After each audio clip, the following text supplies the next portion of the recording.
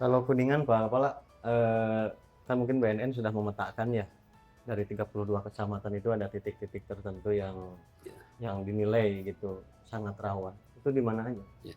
Secara umum karena kita sudah pernah mengadakan survei ya terhadap kawasan rawan penyalahgunaan dan peredaran narkotika, ya. Kalau semua ada. Semuanya ada, semua kecamatan ada, hanya ada level-levelnya barangkali ya. Nah, yang sangat perlu, bukan berarti yang yang sedikit, yang levelnya sedikit perlu diabaikan, tidak. Ya, tetapi ini harus ekstra, misalnya daerah-daerah kota, Kuningan kota, kemudian geser lagi ke utara sedikit, dari mulai Kramat Mulia, Jalaksana, Cilimus, sampai ke perbatasan Cirebon harus perlu diwaspadai. Ke timur ya Ciawi, Gebang, Cidahu harus ekstra waspada. Kemudian ke selatan daerah Kadu Gede, nah itu juga perlu diwaspadai. Tapi katanya anggota Dewan nggak mau dites Pak. Insya Allah maulah nanti. Belum. Ini juga jangan sekali aja. Nanti secara periodik. Nah ini juga karena eksekutifnya sudah, saya harapkan legislatifnya dong. Pasti lah. Kita dengarnya Pak, ini BNN mau masuk tapi nggak mau aja gitu. Oh belum. Insya Allah enggak lah. Oh, enggak. Saya mah berbaik sangka aja, nunggu waktu yang tepat. Mungkin belum kumpul-kumpul kali gitu ya. Kan ini biar kumpul semua di tes urin kan. Ya maksudnya mudah-mudahan itu punya pengaruh positif kepada masyarakat. Dewan aja mau dideteksi dini tes urin untuk membuktikan mereka bersih. Nah gitu. ini kita mah berbaik sangka ya gitu. Jangan kan kampus-kampus kan sudah ya Pak ya, udah ini kita. Para stakeholdernya kayaknya BNN sulit masuk gitu untuk dites. Enggak lah gitu. Insya masih pada waktunya nanti juga akan terjadi. Insya Allah. Terakhir tuh yang anak SMA gitu Pak. Itu kelanjutannya gimana Pak? Itu kok bisa gitu anak SMA dan katanya SMA keren gitu Pak di Kuningan. Jadi untuk kasus yang sempat viral dan kemarin dirilis oleh Sat Narkoba Polres Kuningan, saya meyakini bahwa di Polres Kuningan khususnya di Sat Narkoba ya itu ditangani secara profesional. Saya meyakini itu. Dan kemudian diproses sesuai dengan prinsip-prinsip atau kaidah-kaidah hukum. Kalau itu anak, ya tentunya ada ya aturan dari mulai KUHP-nya, aturan yang lain dan juga Undang-Undang Perlindungan Anak. Saya yakin sekali itu akan ditangani secara profesional, mencari keadilan yang seadil-adilnya. Ini juga untuk masa depan anak. Ini juga untuk memberikan shock terapi kepada anak-anak yang lain, pelajar yang lain juga ini agar tidak menggunakan narkoba. Ya. Jadi baik sangkanya kami itu ya, mudah-mudahan ini menjadi momen mereka untuk tidak macam-macam dengan menyalahgunakan narkoba.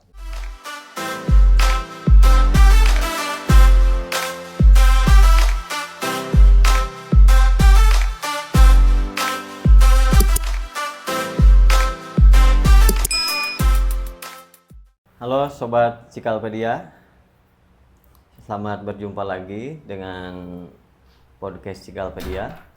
Kali ini kami kedatangan Pak Kepala BNN Kabupaten Kuningan beserta Pak Kabid Pencegahan ya? Kasih Pencegahan Badan Narkotika Nasional Kabupaten Kuningan.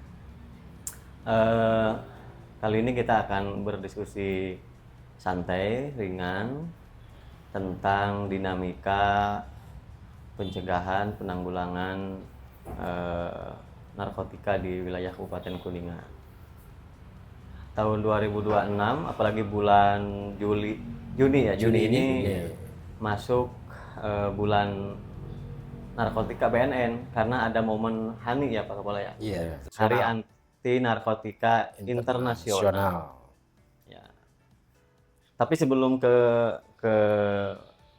HANI, Saya kira kita patut berkenalan dulu dengan dua narasumber hebat kita, Pak Kepala BNN dan Pak Kasih. Saya kira karena ini berhubungan dengan dinamika yang sangat pelik ya, tidak hanya di Kuningan, saya kira masalah narkoba ini di Indonesia ini sudah sangat mengkhawatirkan.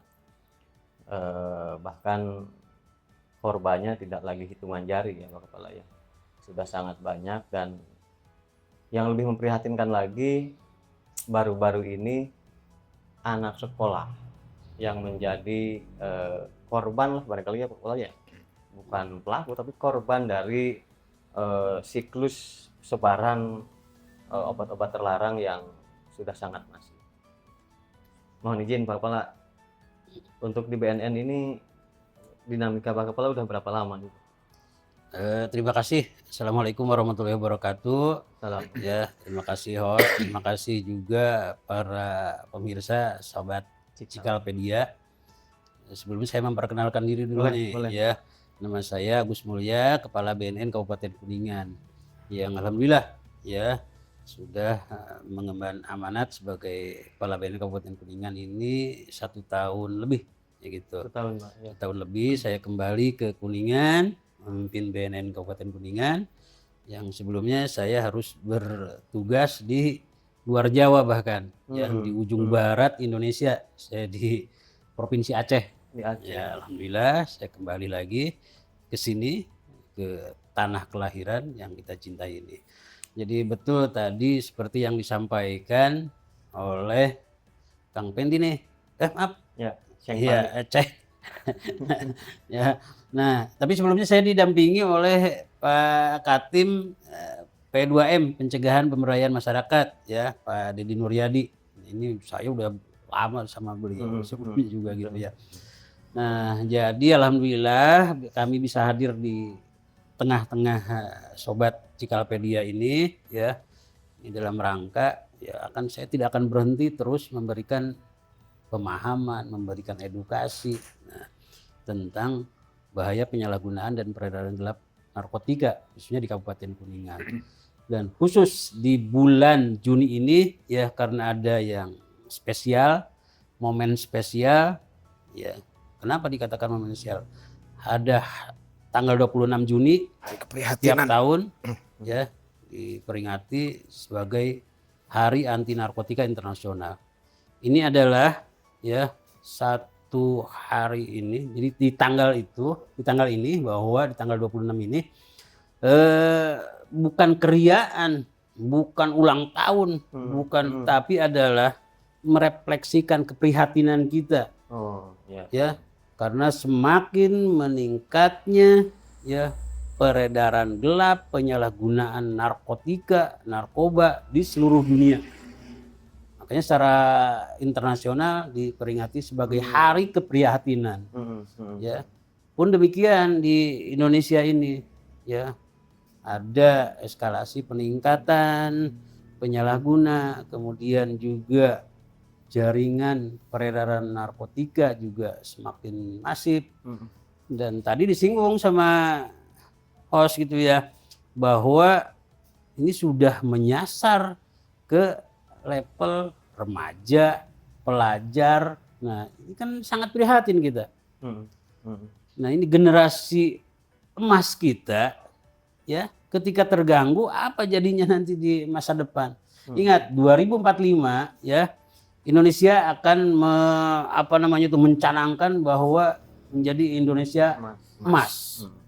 Ya. Karena apa? Ada bonus demografi. Ada kemajuan-kemajuan signifikan yang harus dicapai dan akan dicapai.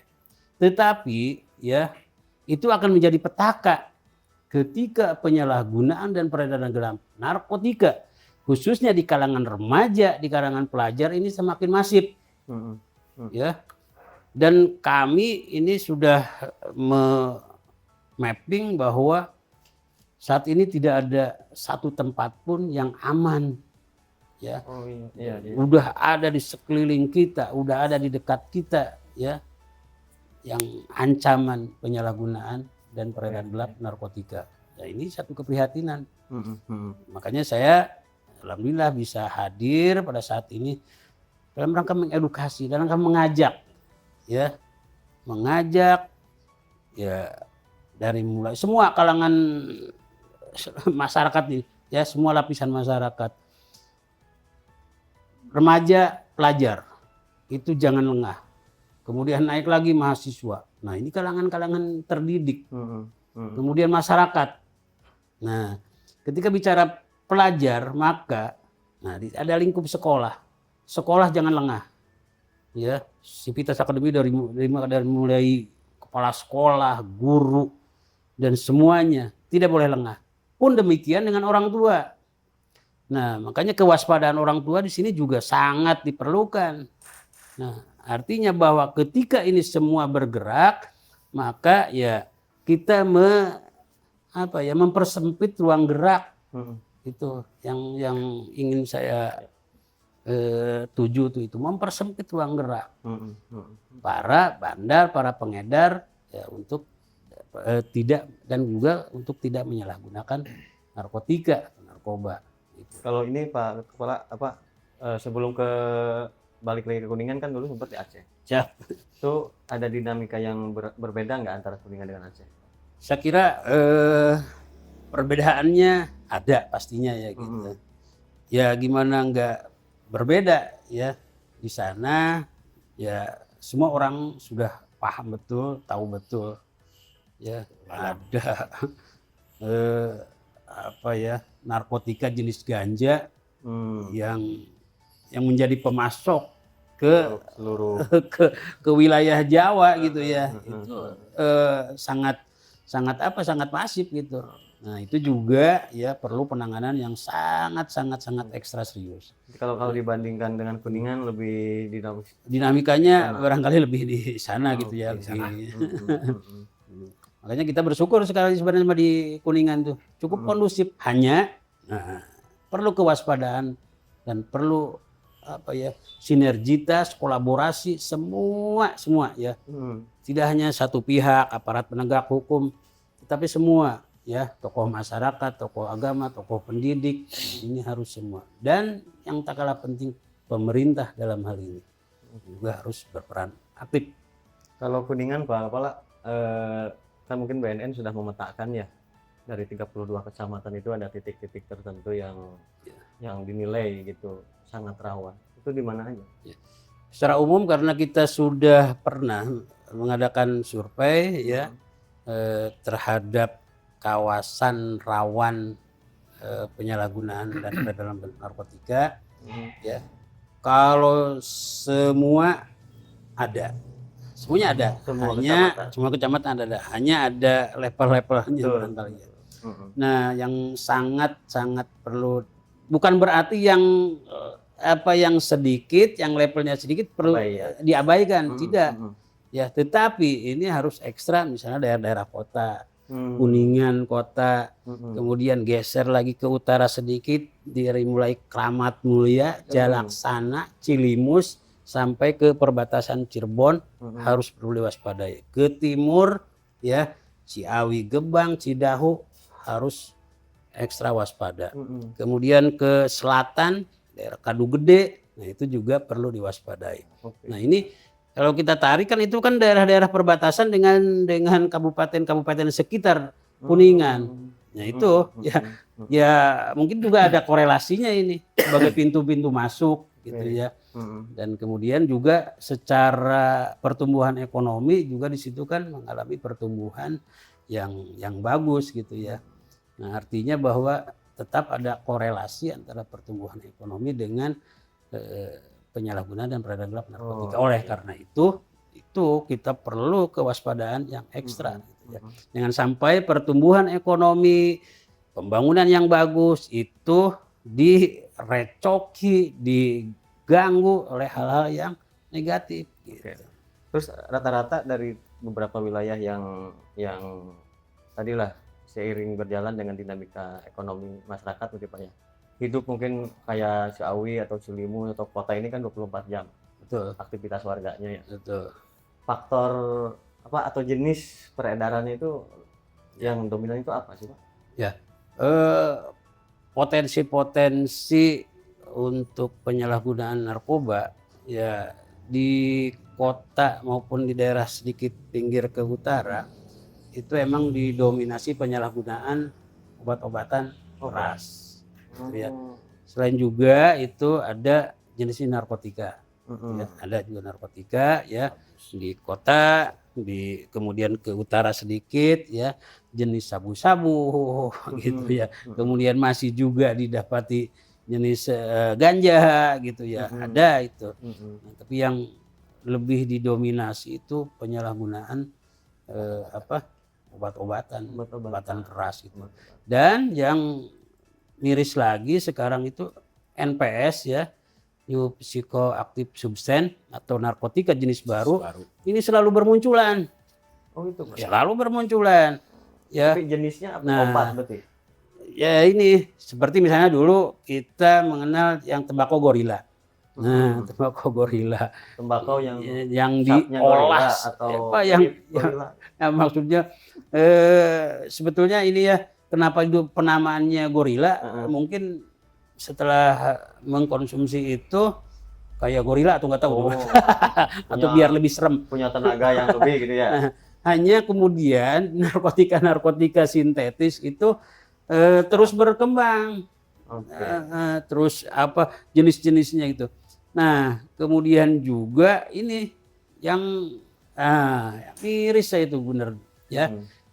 Dulu kita ketika melihat orang menggunakan rokok elektrik vape gitu ya. Kan itu keren, gaul gitu. Tetapi saat ini untuk diwaspadai. Waspadai. Ada ya jenis-jenis tertentu narkotika sudah masuk menggunakan medianya itu. Ya. Iya, di liquidnya tuh, di apa cateringnya ya, cairannya gitu. Awas, yang mengandung etomedit, yang mengandung cairan sabu, cairan ganja, itu hati-hati. Dan banyak jenisnya itu, ya harus diwaspadai. Kan ini, kalau ya sebelumnya mungkin sampai sekarang juga masih gitu ya. Kalau orang menggunakan narkotika jenis sabu, kan perlu media. Harus pakai bong, harus pakai segala macam lah gitu. Ribet tapi ribet gitu ya. Nah sekarang, nah itu makanya ya kalau BNN sih terus terang aja melarang gitu ya. Tapi kan itu ada apa ranahnya ya di yang lain. Itu karena apa? Kita kenapa melarang itu? Karena itu yang kita larang sebetulnya ya itu penyalahgunaannya. Yang kita perangi, yang kita musuhi itu penyalahgunaannya. Kenapa disalahgunakan?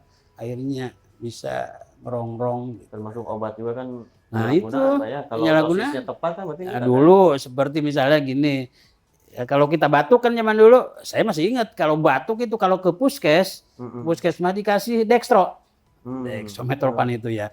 Nah minum sesuai dengan anjuran, sesuai dosis, ya insya Allah sembuh. Nah, tetapi, nah yang kita musuhi apakah dextronya? Bukan, penyalahgunaannya. Jenis dextro akhirnya dikonsumsi. Orang nggak batuk, orang nggak sakit, mengkonsumsi obat. Nah, apa jadinya? Kan jadi menyakiti sebetulnya gitu. Nah, itu jadi ya kita perang itu penyalahgunaannya. Itu dari beberapa kasus ke belakang, Pak. Orang-orang yang menyalahgunakan itu motifnya apa itu? Nah, ada kita mengindikasikan yang pertama itu ya coba-coba. Di kalangan remaja, di kalangan pelajar itu coba-coba. Ajakan teman karena bergaul ya, dan lain-lain. Nah, pengaruh teman ini makanya sangat besar sekali. Ajakan teman coba-coba. Setelah coba-coba, ya apa yang terjadi? Ya, coba-coba jadi pengguna tetap, edik. Nah ini repot. Dan kemudian gaya hidup juga ya. Nah ini harus diwaspadai ketika ada peningkatan kehidupan, misalnya ekonomi yang tadinya biasa-biasa aja meningkat. Nah ini kadang-kadang mencari sesuatu yang tanda kutip happy gitu ya. Ini juga harus diwaspadai. Jadi gaya hidup juga. Terus kemudian juga ya ada faktor lain juga, stres. kemudian juga depresi dan lain-lain. Gitu ya. Itu juga beberapa faktor yang bisa mempengaruhi seorang bisa terjerumus menyalahgunakan narkoba. Iya, iya. Dari sekian banyak kasus Pak, apa namanya, kalau Kuningan ini pasokannya itu dari mana sih Pak? Mungkin ada jaringan gitu di Kuningan? Iya. Kalau masalah narkoba atau narkotika itu kan jaringannya yang apa ya, sambung menyambung ya, antara bandar, pengedar, kurir, nah sampai itu tersistem. Jadi ya jujur aja kalau jenis-jenis narkotika nggak mungkin ada di Kuningan kalau tidak datang dari kota-kota besar, ya. Jakarta, Bandung, dan juga kota-kota besar lainnya. Apalagi Kuningan. Kuningan itu kan kota yang ya daerah yang hidup. Hidup itu kenapa? 30% masyarakatnya rantau. Artinya bahwa kita terkoneksi, lalu lintas kita mudah. Koneksitas dengan kota-kota besar itu sangat mudah. Nah, ini juga peluang ya, celah-celah untuk narkotika masuk ke Kuningan. Oke, perantauan juga berpengaruh apa? Ya ada. Ya. Ya selain faktor-faktor positif juga harus diwaspadai juga itu faktor-faktor yang hal-hal negatifnya. Ya di kota, kehidupan di kota seperti apa sih? Kemudian dibawalah ke Kalembur gitu, Kalembur kurang jadi baik gitu. Ngajak temennya, nah karena gratis awalnya kan gitu. Nah, ya akhirnya itulah hal-hal negatif yang harus diwaspadai. Berarti kalau tren di Kuningan Pak, selama Pak Agus atau BNN ada di Kuningan, itu tiap tahun tuh naik apa turun Pak? Kita ada tren kenaikan ternyata ya. Ini cukup memprihatinkan bagi kami. Ada tren kenaikan ya. Ini juga menjadi tantangan buat kita semua ya. Apa yang harus kita lakukan, apa yang harus kita perbuat, dan apa yang salah yang telah kita lakukan untuk perbaikan agar tren ini kita hambat, bahkan kita turunkan. Ya, kalau zero mungkin kita sulit, tetapi ya mempersempit ruang gerak, kemudian kita menurunkan prevalensi, dan itu sangat bisa. Itu ya, asal itu kolaborasi yang kita bangun betul-betul ya solid betul gitu. Antar penegak hukum, antara pemerintah daerah, masyarakat sampai ke masyarakat yang paling bawah itu memang harus. Kalau selama ini kan laporan dari masyarakat selalu ada Pak? Ada. Okay. Kami ya terus terang aja menerima beberapa laporan dari masyarakat, dan sekecil apapun masyarakat yang melaporkan itu kita tindak lanjuti. Kita ada kewenangan untuk menindak, kita tindak. Ada kewenangan untuk kita selaku aparat penegak hukum kita lakukan itu. Ada kalanya kita harus berkoordinasi dengan instansi lain. Kenapa? Ini kewenangannya yang berbeda. Jadi jangan takut masyarakat yang mengadukan kepada kami ya, karena mungkin di lingkungannya ada hal-hal yang mengganggu ya, diduga, diindikasikan ada peredaran, ada penggunaan, itu kami sangat sering. Gitu. Dan jangan takut, kami tindak lanjuti. Ya. Kalau ini berarti apa saja Pak yang bisa dilaporkan dan itu ada hubungannya dengan peredaran narkoba? Ya. Selama ini yang dilaporkan ke kami itu di lingkungannya ada diindikasikan peredaran gelap narkoba. Ya. Cirinya Pak? Kemudian juga ya di satu tempat ada kegiatan yang tanda kutip tidak lazim. Ada warga situ atau orang luar warga situ kemudian melakukan kegiatan. Kan nggak kelihatan kegiatannya apa, Betul, tetapi betul. kadang-kadang kan berinteraksi, Mm-mm. berkumpul. Nah, ini kadang-kadang kan gitu. Nah, ternyata ya menurut laporan mereka diindikasikan dicurigai ada ya peredaran. Nah, gitu ya. Ya, ya. Barangkali kan warga tuh merasa nih ada misalkan ada tetangga atau ada warung atau ada apa yang jadi saya gimana lapornya ya apa yang harus saya Nah, laporkan itu gitu. juga ya ada beberapa kasus juga yang warungnya sih seperti biasa-biasa aja. Tetapi kenapa banyak orang luar ke situ, banyak kan dalam tanda kutip kan tidak lazim ya, ya, menurut ya. pandangan mereka. Itu nah ini juga ya alhamdulillah saya ucapkan terima kasih ke ke masyarakat yang sudah melaporkan. Dan saya harapkan sih terus untuk melaporkan. Nah, kemudian juga warga masyarakat jangan abai, jangan membiarkan hal-hal yang itu mah biasa aja ya gitu. Kadang-kadang kan gitu. Ya, Tetapi itu ya kalau itu tidak lazim untuk segera dilaporkan agar ada tindak lanjut. Ya gitu. ada hotline-nya berarti Pak ya untuk lapor. Atau Ada datang langsung? ada di hotline 148 ya Ji. Ya. Nah coba di P2M Hotline BNN. Hotline BNN ada. hotline BNN itu tersambung ke nanti 124 coba cari dulu. Nah, itu nanti tersambung sampai ke pusat. Oh gitu. Itu. Nah, jadi nanti pusat akan memap itu daerah mana nanti yang kewenangannya di siapa di BNNK atau di BNN kabupaten kota mana gitu ya. Nanti akan menurunkan gitu. Gitu. Jadi ada hotline pengaduan nah itu yang terintegrasi itu. Tapi jangan hanya ketika dalam tanda kutip peredaran saja. Ingat juga korban. Ya mungkin di sekitar kita ya ada yang diduga menyalahgunakan make. Nah itu juga kadang-kadang masyarakat 184 ya. 184 ya di hotline 184 gitu. Nah kadang-kadang kita abai. Nah jadi abai itu gini.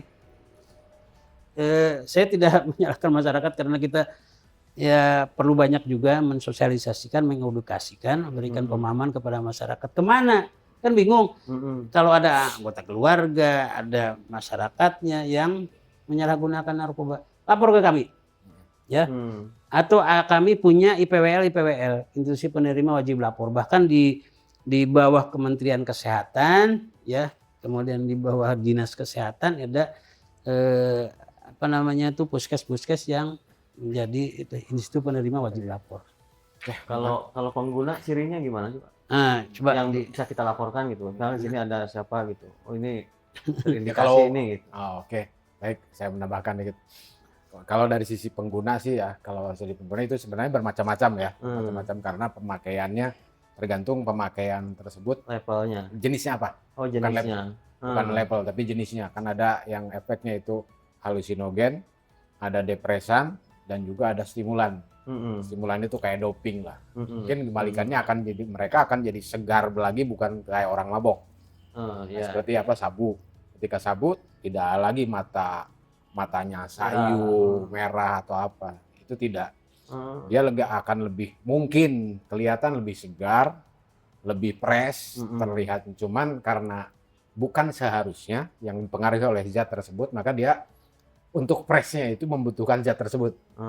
Itu yang jadi negatifnya adalah itu dia akan kecanduan, akan ketergantungan untuk menggunakan zat tersebut akan dia tetap fresh. Kalau stimulan, kalau depresan dia akan lebih berpengaruh ke tubuhnya itu relax, dia lebih ke penenang, lebih santai, dia pengen mungkin. Nah itu di salah satu itu ada mata yang sayu, gitu. Walaupun jenisnya akan beda-beda ya.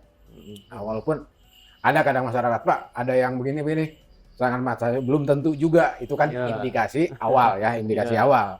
Nah, tambah lagi halusinogen. Nah, pernah kejadian juga halusinogen orang kayak kesurupan dianggaplah itu, tapi emang halusinogen kan berhalusinasi. Berhalusinasi seperti itu. Itu kalau cari ciri-ciri. Tapi ada yang lebih globalnya tentang ciri-cirinya. Pengguna narkoba itu akan keluar dari kebiasaan. Gimana tuh Pak? Akan keluar dari kebiasaan sebagaimana kita seharusnya. Hmm. Jadi dia itu pendiam sebenarnya. Kalau dia jadi tidak pendiam, jadi aktif, kita harus tanda tanya. Kenapa dia? Ya. Ya, kalau dia mungkin tadinya aktif biasa, kemudian jadi pendiam, jadi banyak murung, santai, malas mungkin dari kebiasaan remaja biasanya jadi malas, tubuhnya tidak terjaga lagi, itu indikasi berarti ada apa dengan dia. Dia mungkin pakainya jenis obat-obatan tadi yang disebut depresan ya, obat-obatan yang disalahgunakan. Seperti tadi Pak Kepala bilang, dextro. Dextro kan untuk menekan saraf batuk. Cuman yang dimakannya 10, yang diminumnya 20, bukan lagi neken mungkin. Ya. Jadi efek yang lain itu akan timbul. Itu kalau secara umum. Nah, cuman di sini saya pengen menyampaikan, mumpung ada kesempatan seperti ini, saya pengen menyampaikan sebenarnya di balik ciri-ciri, walaupun ciri-ciri itu belum bisa menentukan secara pasti, betul. Kemudian tadi yang ditanyakan juga ada peredaran di manakah dan di situkah. Kadang-kadang peredaran narkoba kita tekan di sini muncul di sini. Oh gitu. Ya. Kita coba ini kan di sini maka akan pindah kemana? Karena peredarannya gelap. Ya. Nah, peredarannya gelap, dia akan mencari wilayah yang gelap, artinya yang tenang. Kalau kita sebutkan di sini rawan, mungkin besok-besok dia akan berpindah ke daerah yang tenang itu, bisa jadi rawan. Contoh misalkan satu sekolah ini relatif kondusif misalkan. Bisa kita pastikan bahwa di sana tidak ada penyalahgunaan atau peredaran mulai itu bagian dari strategi ya Pak ya. Jadi strategi pengedar. Mungkin disurigai ini. Strategi pengedar sekarang tadi Pak Kepala bilang. NSP-nya udah berubah-ubah, semakin bermunculan. Kenapa? Kita bukan lebih dikalahkan sama pengedar, tapi memang jenis itu akan diciptakan oleh mereka. Jenis-jenis narkotika, jenis baru itu bukan ditemukan sama kita sebenarnya. Karena mereka berinovasi seperti tadi, tembakau. Awalnya terinspirasi dari tembakau itu adalah ganja.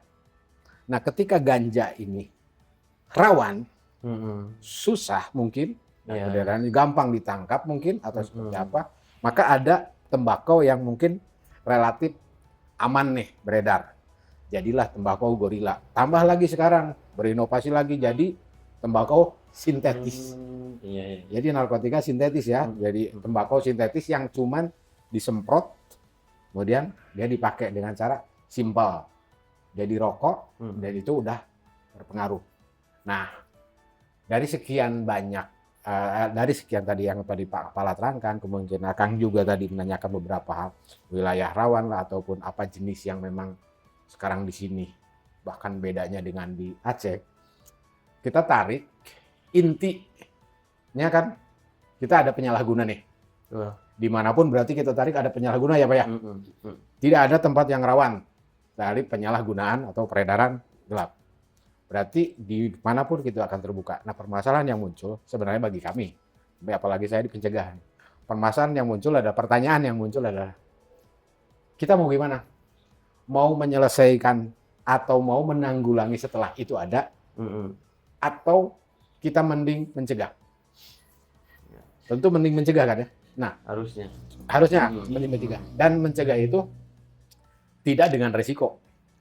Kalau tadi penanggulangan ketika kita menyelesaikan masalah karena ada risiko-risiko yang harus ditanggung oleh beberapa orang, mungkin ya, tanda kutip beberapa orang misalkan, itu akan jadi beban mereka, kemudian justifikasi juga buat mereka, apalagi yang terjadi misal ini di anak pelajar, itu yang masih punya masa depan panjang, dia masih butuh, jangankan dia dengan punya justifikasi yang negatif, kita aja yang tidak dijustifikasi yang negatif aja, kita cukup sulit mungkin ya untuk meraih masa depan itu yang cukup berat gitu loh, cukup berat. Apalagi mereka ketika terbebani dengan hal-hal itu. Nah, jadi saya dari sana yang lebih harus kita tarik, khususnya di Kuningan, inilah kebersamaan, kolaborasi dari semua stakeholder, baik itu pemerintah daerah melalui dinas-dinasnya, terutama kalau tadi kalangan pelajar, berarti kita konsen lah dengan dinas pendidikannya yang memang harus mulai bergerak, karena pendidikan sebagus apapun, sekolah sebagus apapun, ketika ada hal ini masuk, bukan yang ini percuma, bukan yang sudah percuma, tidak, tetapi bisa karena nilai estetik rusak khusus belanga ya, dan resikonya emang saya setelah saya berjalan banyak lama dengan Pak Kepala juga di BNN ini, emang efeknya nyata. Tidak nyata itu tidak terasa lah, nyata tidak terasa itu bagi mereka yang emang saya enggak kok. Tapi bagi mereka yang kemarin datang ke kita ya Pak, datang anaknya, bawa anaknya, kemudian atau apalagi yang ditangkap, itu dengan beban-beban yang lain mau penjara lah. Dengan yang kesadaran pun datang aja, yang untuk wajib lapor itu ya Pak, wajib melaporkan, datanglah ke kami pun, itu dengan mimik muka yang apa ya, harapan hidupnya dari orang tuanya tuh hilang. Nah seperti ini kan tidak diinginkan buat kita. Nah makanya BNN kita punya melakukan banyak program. Nah, kita dari pusat adanya desa bersinar. Kenapa desa bersinar? Karena kita ingin menjaring sampai ke desa. Karena kita tidak mungkin, karena tidak ada BNN di desa. Yang ada tuh aparat desa atau warga desa. Sehingga koneksinya kita dengan desa bersinar, sehingga yang diharapkan adalah orang desa ini connect tadi. Apa ciri-cirinya, kalau ada perubahan apa-apa bisa dilaporkan. Tapi ada ini Kak, sekarang berarti udah berapa desa yang udah ikut terbilang itu? Kalau dihitung dari desa yang sudah kita, secara umum gini, kita udah melakukan ke seluruh desa ini kalau dari surat edaran kita sudah masuk ke semua melalui Bupati dan DPMD ya, kita udah seluruh desa itu, dan bahkan kita udah coba untuk mendorong desa bersinar yang didorong dengan momen Hani ya Pak dulu, dengan momen Hani satu kecamatan minimal satu desa bersinar, sehingga bisa jadi percontohan tidak terlalu jauh lah. Nah, atau misalkan bupatinya jadi diwakili camat benar-benar. Ketika di satu kecamatan, maka satu kecamatan itu paling banyak mungkin berapa sekarang satu kecamatan? 23 ya, 20-an ya. 20 desa lah. Satu kecamatan paling banyak. Setidaknya kalau Pak Bupati membawahi 361 desa 15 kelurahan, kalau kita canangkan di setiap desa itu, di setiap kecamatan itu ada satu, setidaknya dia akan mudah terkonek dengan camat itu. Camat kalau suruh mau mengkoordinir ini, menjalankan program desa bersinar ini, setidaknya tidak terlalu banyak untuk melakukan mempush ya, mendorong desa bersinar di wilayah kecamatannya. Jadi di breakdown, satu nasional banyak, provinsi banyak juga. Tapi selama ini kan peran aktif desa bersinar yang sudah bekerja sama dan launching lah gitu ya. Peran aktif yang tadi diharapkan lapor atau gimana, itu efektif nggak? Ada beberapa desa yang memang sudah connect dengan kami ketika ada hal-hal yang pertama, ketika ada hal-hal yang mencurigakan, mereka akan mudah untuk berkomunikasi dengan kami karena udah ada konektivitas.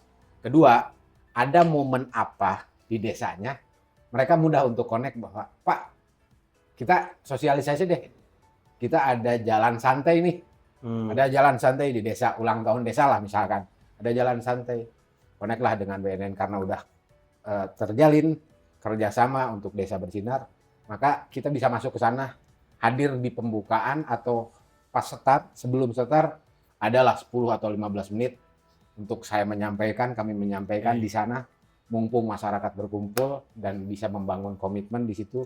Desa itu tidak bisa kita jaga oleh BNN, tapi hanya bisa dijaga oleh orang desanya sendiri. Terus ini Pak Kang Didi atau Pak Kepala, bagi warga yang melapor nih, ada perlakuan khusus nggak? Misal dilindungi identitasnya atau dikasih reward karena berkontribusi selama ini gimana Pak? Bagi yang lapor? Bagi yang lapor pasti pertama yang paling harus digarisbawahi adalah mereka dirahasiakan. Tidak ada dipublikasikan tentang siapa yang lapor, karena narkoba ini tidak perlu siapa yang lapor sebenarnya. Asal titiknya aja, ketika ada yang lapor kita bisa menentukan titik. Karena kalaupun ada penangkapan tidak akan jadi saksi yang melaporkan. Oh enggak. Tidak seperti kriminal yang lain. Ada pelaporan atas dasar pelaporan. Kalau narkotika ada laporan untuk ditindaklanjuti, dan pembuktiannya bukan karena ada yang lapor. Dan pelapor tidak harus tidak mempertanggungjawabkan itu di persidangan. Jadi pelapor itu memang untuk narkotika itu sangat dilindungi. Kita tidak buka untuk bahwa pelaporan ini hanya di internal kami. Mungkin Pak Kepala dapat laporan, atau saya yang biasa ke lapangan dapat laporan, saya sampaikan ke Pak Kepala juga, saya sampaikan ke bagian pemberantasan, ini ada laporan dari masyarakat seperti ini, enggak. Ada bagian di pemberantasan yang coba untuk menyelidik ya, coba untuk cari informasi yang lebih pas atau emang betul di sana ada, dan apa yang harus dilakukan tentunya ada bagian-bagian kami. Ketika ada peredaran, mungkin bagian pemberantasan lah yang akan turun, walaupun di sana ada undang-undang yang berbeda ya. Tadi ya undang-undang kesehatan, kami narkotika, tapi itu bukan batu sandungan ya. Solusinya sama-sama kita ada aparat yang bisa menanganinya. Mungkin lapor aja dulu, setelah lapor tindak lanjuti masalah pelapor. Kayaknya kita bisa jamin ya Pak ya, clear, tidak akan terekspos kemanapun. Bahkan di kantor sendiri pun, di kami, Pak Kepala pun ketika bercerita tentang ada yang pelapor, nggak tahu. Emang tidak tahu, tidak menyebutkan siapa yang lapornya. Itu, ada laporan dari masyarakat, dari desa ini misalnya. Udah. Terus ini Pak Kepala, kalau ini ya asumsi di masyarakat tuh, kenapa narkotika ini nggak beres-beres, penyalahgunaan narkoba ini nggak beres-beres, kok yang kenanya tuh yang kecil gitu, nggak langsung ditutup apanya gitu, pokoknya atau gembongnya gitu. Nah itu. Jadi ada kesan bahwa pertama narkotika ini selalu aja semakin menjadi booming gitu ya, atau menjadi sesuatu yang menarik. Nah di situ banyak lingkarannya. Ada faktor ekonomi, orang ya mengedarkan secara gelap, apa tujuannya? Kan ingin mencari keuntungan yang sebesar-besarnya dengan merugikan orang lain. Kan kalau kita orang normal mah gitu. Kan mereka nggak berpikir merugikan orang lain, yang penting dapat untung atau cuan yang spektakuler gitu ya, banyak gitu. Nah kemudian ada kesan juga bahwa ini yang kecil-kecil aja eta baradagna kumaha teh pengedar gitu. Nah itu. Jadi kejahatan narkotika atau narkoba itu kan trans ya, jaringan gitu ya. Dan satu sel atau sari jaringan ke jaringan yang lain di bawahnya itu kadang-kadang terputus. Ya, kita mendapati laporan masyarakat, kita mendapati kemudian tertangkap jadi penyalahguna, kemudian ada pengedar atau ada kurir. Nah, itu kan dikembangkan. Tapi ya ini sering kesulitan ketika untuk kita mengungkap ke atasnya. Itu perlu pendalaman yang sangat butuh teknologi, butuh terus ilmu pengetahuan yang berkembang. Kadang-kadang balapan mereka selangkah lebih maju, tapi jangan takut, kita akan terus kejar gitu. Jadi ya, tetapi kita jangan juga masyarakat menafikan bahwa para gembong-gembong besar, para bandar-bandar besar juga ya, pertama jangan berpikiran mereka dibiarkan, kita terus kejar. Beberapa kasus juga kita menangkap gembong-gembong besar itu ya gitu, yang kaki tangannya sudah menggurita kemana-mana. Kalau di Kuningan Pak, selain hal-hal tadi ya, ada jaringan yang begitu kompleks ya, sehingga ketika ada satu kasus itu memang nggak sampai kepada titik utama. Hambatan yang lain Pak selain tadi di Kuningan itu apa? Sebetulnya ini tantangan ya, bahwa di Undang-Undang 35 tahun 2009 tentang narkotika, jadi peran masyarakat juga itu sangat dibutuhkan. Nah kadang-kadang ya luas-luasnya mendapati masyarakat yang abai, masyarakat yang tidak peduli. Ya. Nah, itu kita harus menggerakkan nih ya kemampuan atau energi kekuatan masyarakat ya yang dapat ini dari lingkungan terkecil, RT, RW, kemudian dusun, desa. Nah, dari satuan terkecil itu ya ketika masyarakat sudah punya kepedulian, saya yakin kalau masyarakat sudah punya kepedulian kemudian berbuat. Nah, itu juga mau mikir-mikir, bandar juga ya mau beroperasi di daerah situ juga. Apalagi ya desa selaku penyelenggara pemerintah di level terkecil juga misalnya mengeluarkan payung hukum, regulasi, Perdes tentang P4GN. Untuk apa itu? Untuk menggerakkan potensi masyarakat. Untuk apa? Melindungi masyarakatnya. Ya, jadi tokoh masyarakat, tokoh agama berbuat sesuai dengan koridornya masing-masing. Nah, gitu. Jadi hal-hal terkecil dari bawah. Nah, kemudian kita juga punya program di pencegahan itu ketahanan keluarga. Nah, kadang-kadang keluarga juga abai terhadap anggota keluarganya. Padahal itu kunci keberhasilan melindungi anak-anaknya dari pengaruh bahaya narkoba. Ya, dari keluarga dulu. Menciptakan keluarga yang harmonis, yang komunikatif satu dengan yang lain. Kemudian juga memastikan bahwa anak-anaknya itu tidak terjerumus ke hal-hal negatif, pergaulan bebas dan lain-lain. Itu ya dari keluarga, faktor keluarga ya. Sampai ke level yang tinggi pemerintah. Termasuk mungkin teladan dari stakeholder ya Pak ya. Iya. Nah, ini keteladanan yang paling kita akan jadi contoh lah. Akan menjadi faktor yang sangat penting juga. Selain juga ini teman-teman media juga menginformasikan, mengedukasi masyarakat itu. Kan punya gitu. Belum lama kan BNN juga sempat meriksa tes urin ya, tes urin para SKPD. Itu sebagai bentuk pencegahan, namanya sebagai bentuk pencegahan melalui deteksi dini. Nah, deteksi dini kita lakukan itu dimanapun. Hasilnya bagus Pak. Alhamdulillah positif. Kalau hasilnya negatif. Oh negatif. Mungkin yang diharapkan jadi positif. Nah, yang diharapkan jadi positif. Apa yang sudah kita lakukan, alhamdulillah ya kemarin. Pak Kasih Cegah ya. Ini karena di bawah Komandan Kasih Cegah itu deteksi dini di lingkungan pejabat. Ya, yang kita harapkan. Tapi katanya anggota Dewan nggak mau dites Pak. Insya Allah maulah nanti. Belum. Ini juga jangan sekali aja. Nanti secara periodik. Nah ini juga karena eksekutifnya sudah, saya harapkan legislatifnya dong. Pasti lah. Kita dengarnya Pak, ini BNN mau masuk tapi nggak mau aja gitu. Oh belum. Insya Allah enggak lah. Enggak. Saya mah berbaik sangka aja, nunggu waktu yang tepat. Mungkin belum kumpul-kumpul kali gitu ya. Kan ini biar kumpul semua di tes urin kan. Ya maksudnya mudah-mudahan itu punya pengaruh positif kepada masyarakat. Dewan aja mau dideteksi dini tes urin untuk membuktikan mereka bersih. Nah gitu.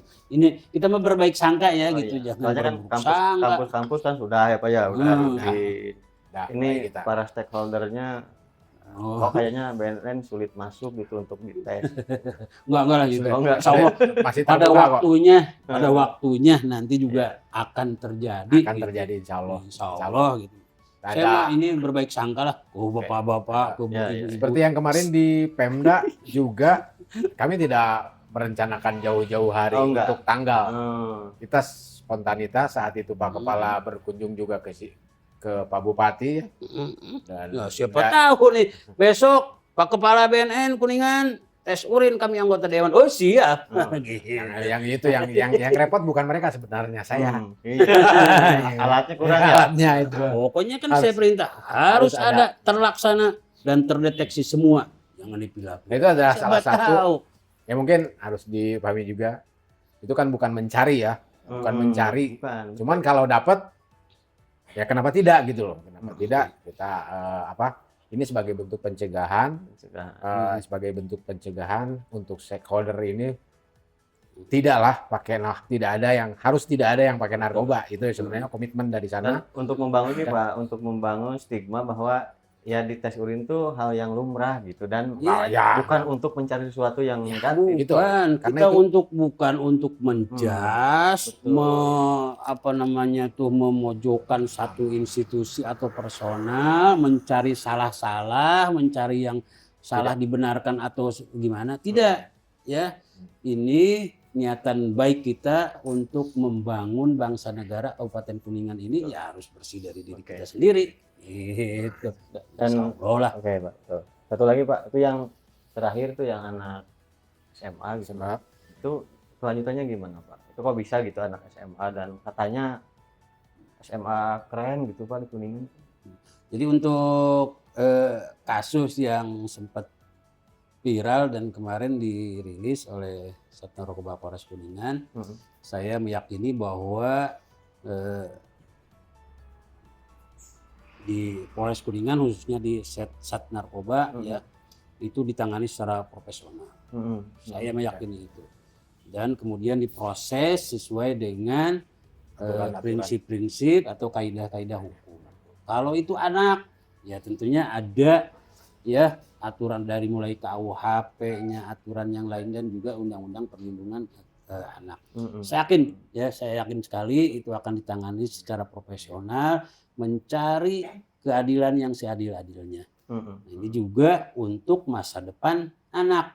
Ini juga untuk memberikan shock terapi kepada anak-anak yang lain, pelajar yang lain juga ini agar tidak menggunakan narkoba.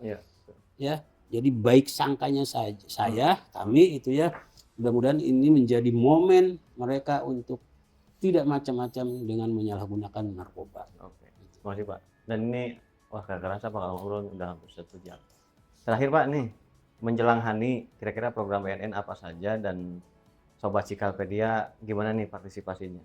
Ya, jadi dalam momen Hani ini kita terus menggelorakan, menyuarakan ya masyarakat untuk tidak menyalahgunakan narkoba. Dan kemudian juga ada program ya yang menjadi tema Hani saat ini tahun 2020 itu Ananda Bersinar. Aksi nasional dimulai dari anti narkotika. Aksi nasional anti narkotika dimulai dari anak. Nah, semua harus bergerak. Ya, anak-anak kita adalah masa depan bangsa.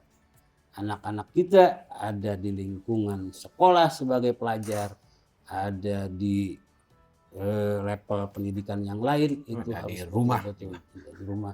Dan kemudian ya peran media di sini sangat besar sekali.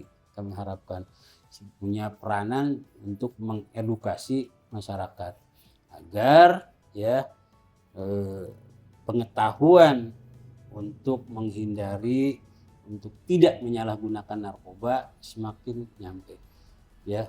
Jadilah masyarakat berpengetahuan yang baik ya, tahu, menjadi paham tentang bahaya narkoba, sadar dan kemudian melakukan aksi. Melakukan aksi dengan berbagai koridornya masing-masing ya. Pers juga media selaku corong ya yang langsung berinteraksi dengan masyarakat luas, ini juga harus berperan aktif. Semua level. Oke, terima kasih. Ada tambahan Pak? Tambahan. Ya. Nah, kalau tadi tentang Hari Anti Narkotika Internasional, mungkin saya pengen lebih menitik beratkan karena bahasa itu kan hari keprihatinan ya. Hari keprihatinan bukan perayaan. Bukan perayaan. Tentunya ini sebenarnya kalau kita garis bawahi keprihatinan. Ketika dibahasnya tentang keprihatinan itu korelasinya adalah kepedulian. Prihatin saya sama orang tersebut, berarti jawabannya adalah kita peduli. Untuk keprihatinan itu bisa kondisi itu bisa kita tanggulangi itu adalah kepedulian. Nah, kenapa Hari Anti Narkotika Keprihatinan, Hari Anti Narkotika Internasional nih? Kita mungkin breakdown ya. breakdown jadi kita kabupaten.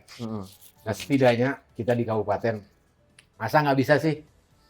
Kita mulai dari diri kita mulai dari keluarga kita mulai dari lingkungan kerja kita, mulai dari sekolah kita, mulai dari desa kita bangun kepedulian.